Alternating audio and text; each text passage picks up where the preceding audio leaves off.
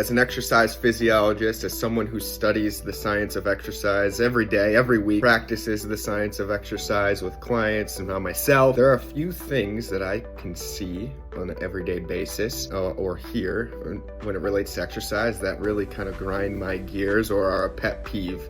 I wanted to share one of those with you guys because it's something I even hear from some Reformed Fitness clients that is really a misconception that I want to make sure everyone on our newsletter understands, that there is no substitution for strength training.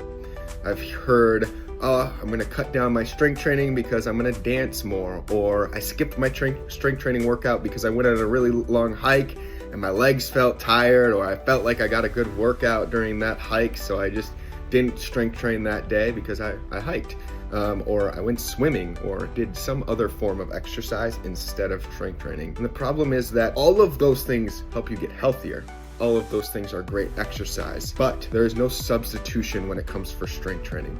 Strength training is the only form of exercise that will not only make you stronger, of course, improve your muscle mass, which is a huge indicator of health, but it's going to help you fight off disease, prevent injury. It's going to burn more calories than any of those other types of exercise. It's going to improve your cognitive function. It's going to improve your mental capacity, your energy. There's truly no substitution for strength training. I mean, building bone density, all of these things that strength training does are profound and just unique to strength training itself. Myself as an exercise physiologist, everyone on the Reformed Fitness team, we aren't people who are passionate about strength training and then decided to build a business around that. No, we want to know what is the most effective, most efficient, best way to exercise, and then we want to help people implement that. And that's why we always say it's so clear from the exercise research that strength training needs to be the foundation of your exercise. If you think of your exercise as like, a food pyramid, everyone's familiar with what that looks like. Bigger, smaller, of course, at the top. We would have strength training at that base layer. It's a non-negotiable, at least once a week. Twice a week is better. 3 times per week is all you need. You never need to go past 3 times a week. 80 to 90% of people can get away with twice a week and get all of the results they could ever imagine with just 2 great 30-minute workouts per week. But the idea here is you can't substitute strength training. So if you go on a long hike, great. Still do your strength training that week. If you do a different form of exercise, it's going to complement your strength training, not replace your strength training.